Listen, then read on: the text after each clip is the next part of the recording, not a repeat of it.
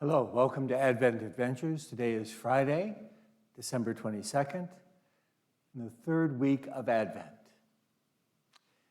And over this Advent adventure leading into the Christmas season, I've been reflecting on characters from the Old Testament that help prepare the way for Christ.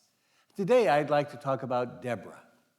Deborah is not one that we know commonly, and so let me set the stage a little bit. When Joshua finished his work and the tribes of Israel were settled in the land, we tend to think of it being this great, glorious conquest. And the truth is that, again, science helps us to understand, and archaeologists point out the fact that the land of Canaan was rather sparsely populated in the time that Moses brought the people of Israel back to the promised land. When Joshua settled them, they settled in areas, not in cities and towns, but more out in the country, in sparsely populated areas where there was still plenty of open land, where they could raise their flocks and establish farms and feed their families and grow and prosper. Well, the people of Israel didn't have a leader like Joshua anymore. They had no Moses.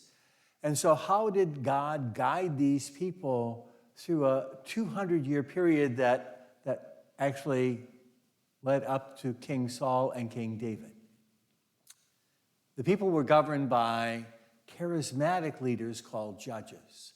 And they came from different tribes of Israel, and they were charismatic men and women who God enabled to, with his Spirit, come to lead the people in faith and understanding. And Deborah was one of those. As the story in the book of Judges unfolds, it's the same pattern over and over again. These people who have come from the land of Egypt, who've settled now in the land of Canaan, they're trying to prosper and eke out a living in a difficult and new circumstances. And they see their Canaanite neighbors who live in towns and cities and have little kingdoms all around, and they seem to do okay. They worship a god and goddesses that offer fertility and high production of food and sheep. And that's kind of attractive to them. And so they're kind of attracted to the religion of the Canaanites. And what happens in the story of the Judges is that when people start adopting Canaanite ways, they end up getting into trouble. The Canaanites rise and try and enslave these Israelites. They cry out to God in their need, and God raises up a charismatic leader that helps them overcome the struggles that come from the Canaanite people. And Deborah was one of the early judges, as a matter of fact. She was recognized as not just a judge, but even before that, as a prophetess. And people came from all over the promised land to consult her to find out what it was that God wanted of them, how they should act, what they should do. Well, when trouble arose, when the Canaanites sought to enslave some of the Israelite people, they came to Deborah. Deborah called one of the Israelite leaders, a man named Barak, and told him to form an army and lead the people of Israel in their battle. But Barak said, "We're not going unless you go with us, Deborah, because you're the one who speaks for God." And so Deborah agreed. And so what happened is that they did join battle with the Syrians that were coming after them. And what was interesting is that they were very successful. But in the end, the general escaped. And so what happened is that he escaped and ended up finding a small Israelite encampment and going in there and begged the woman to hide him. Her name was Jael. And Jael did that.